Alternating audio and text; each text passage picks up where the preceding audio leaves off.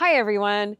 If your container garden isn't growing, you've got a huge problem on your hands. And if you don't identify the problem and fix it before it's too late, you're going to have a huge mess on your hands and your plants could even die. Now, today I'm going to walk you through 6 common container gardening mistakes that most gardeners make without even realizing it, and how to fix them before it's too late. Now, this video could save your entire container garden so you can still have a beautiful harvest of your own homegrown vegetables this season. One reason why your container plants may not be growing is because you're growing in containers that have no drainage or not enough drainage. Now, this little terracotta pot looks super cute, but there's no holes in the bottom. And the problem with that is the excess water just sits in the bottom of the container and the roots actually drown in the water and then they rot and eventually it will die. The fix for this is easy. Always drill plenty of holes in whatever container you're growing in. I would drill holes in the bottom, holes along the side if you're growing in a 5-gallon bucket, or if your container already has holes in it, like these that you might have used from the nursery, you want to drill holes in the side so the roots are getting plenty of oxygen. Or just use a breathable fabric container like Smart Pots. They're aerated, the roots get plenty of oxygen, and your plants are really going to respond to this. No more soggy soil, no more root rot, no more plants all of a sudden dying. They're going to grow and thrive and produce a lot more vegetables for you. I guarantee it. Now, what a lot of gardeners do when you're growing in containers is you just go to your backyard and dig up some soil, throw it in your containers, and you think your plants are going to grow. But they're not. You got to have soil specifically designed for growing in containers that has lots of organic nutrients in it, because your garden soil or your backyard soil is pretty much dead soil. Look at the soil here that's just from my backyard. I mean, it looks pretty lifeless. And not only that, it's pretty heavy and compacted. I mean, the difference between this container, it's very, very heavy, and this potting mix, organic potting mix, which is very, very light, is amazing. Now, my favorite is the bumper crop potting mix because it has tons of good organic nutrients in it. Worm castings, kelp meal, compost, mycorrhizae, and it's specifically designed for growing in containers. I mean, look at the difference and decide for yourself. This soil is nice and light and fluffy, has tons of good organic nutrients. You can just tell the difference between my garden soil, which is just kind of light brown and lifeless looking. Which soil do you think is going to grow the best plants? The next mistake you're probably making in your container garden without even realizing it is growing in containers that are too small for the plant that you're growing. The problem with this is if you're growing a large plant, the roots are large and they need room to grow. If they don't have room to grow, they're going to get stunted, stop growing, and probably won't get any production. For example, this is a Vita Verde cauliflower plant. A cauliflower is a huge plant, and it's growing in a 1-gallon container. Can you see how the leaves just don't look that healthy? It probably hasn't grown in a month or so. It really needs at least a 10-gallon container in order to get production out of it. So 1-gallon containers work great for herbs and small flowers, a little bit of greens or lettuce. But if you're growing like a full-size tomato plant, you really need a 10 to 15-gallon container. Again, a full-size tomato plant will not work well in a 5-gallon container. The roots just won't have enough room. They will get stunted and die. So 5 gallons work really well for dwarf tomatoes, or for peppers, like I have growing back here. I mean, look at how gorgeous these peppers look. There's actually 3 pepper plants growing in here, and they're already starting to produce flowers, and pretty soon they'll be fruiting. So small containers for smaller vegetables, large containers reserved for larger vegetables like tomatoes, eggplant, broccoli, cauliflower, or even the little shorty raised bed. If you want to grow several different vegetables in one container, and this one I've got some peas, which are flowering and will be producing soon, this beautiful broccoli head, which you'll probably have for dinner, some greens and some herbs and flowers in here. So grow the appropriate vegetable in the appropriate size container. They'll grow like crazy and you'll have lots of vegetables to harvest. Next reason why, and probably the most common reason why your garden might not be growing in containers, is because of incorrect sun placement. And this is huge. You've got to place your tallest vegetables at the back of your garden or on the north side of your garden so they don't shade out the vegetables in the front. So a perfect example of this is, I've got a little tomato plant growing here in my smart pot. It looks nice and small now, but it is gonna grow and it's probably gonna fill out this trellis completely and get 6 to 8 feet tall.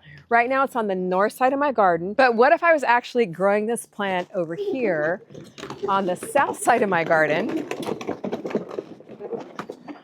What do you think would happen?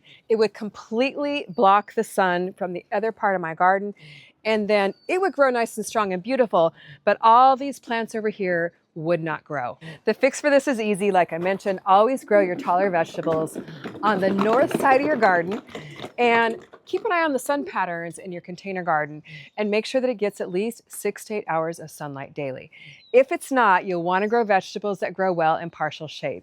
So watch our video on that right here and plant the appropriate vegetables for the amount of sunlight that you have, and that way you can harvest more in the space and the sunlight that you do have. Another reason why your container plants might not be growing is because of inconsistent or ineffective watering. Now I know you might think you can water with a watering can or your nozzle, but the reality is we're busy, we don't have time, or we forget. And if your container plants dry out even just once, the roots can get stunted and your plants won't grow. Worse yet, they could die. So do yourself a huge favor, please, and install drip irrigation in your containers. It's been a lifesaver for me. I've used it for years. That way I can just set it on a timer. It runs on its own. I don't have to remember to come out, turn it off, and turn it on. And these are handy little pot stick misters and pot drippers. Mr. Landscaper is going to be here in just a couple of weeks, and we're going to show you exactly how to get irrigation installed in your containers. Now, if for some reason you're not able to install drip irrigation, a really good idea is to grow your containers in plant saucers, like I have over here. Now, you can water these with your hose or with your watering can, and the pot, as long as it's a smart pot or something that has good drainage in the bottom, can sit in the water. And the smart pots, because they're aerated, will actually wick the water up through the plant, and the soil will get very moist on top. Look how moist the soil is. It looks really nice. The plant will get the moisture it needs. It will grow the way it needs to grow. And then one thing I especially love about these plant saucers, and I've used them for a couple of years now, is they actually have drainage holes in the bottom, a little drain spout. So when your plant has enough water, you can actually open the drain spout, the extra water will come out. Because again, you don't want your roots sitting in additional water. They will get root rot and die. So always make sure that you either dump the water out or let it drain. And don't forget, in the heat, smaller containers will dry out a whole lot faster than larger containers like Little Shorty. So for example, these hanging baskets here, because they're very shallow, on an 85-degree day like it is today, I actually run my drip irrigation every 12 hours for just a couple of minutes. Otherwise, they get all dried out, especially around the edges. They just start looking kind of sad, and then eventually they die. So do yourself a favor, just install that drip, and your plants will be so much happier for it because of it. Another reason why your container plants might not be growing is because you're either not feeding them at all or you're not feeding them consistently. Now, container plants lose nutrients fast because you're watering them often and the nutrients just kind of drain out of them. So they need feeding regularly in order to continue growing and to produce. Now, I always give my plants some compost made here in my own garden and some really good organic granular fertilizer at the beginning of each season. And then about a month later, I'm using the bumper crop tomato and veg fertilizer. It's organic. Just add my compost here at the top and then just kind of scratch it around the top of my plant. What this does is it gives them a boost, keeps them happy, keeps them producing, and keeps them growing vegetables, which is exactly what you want.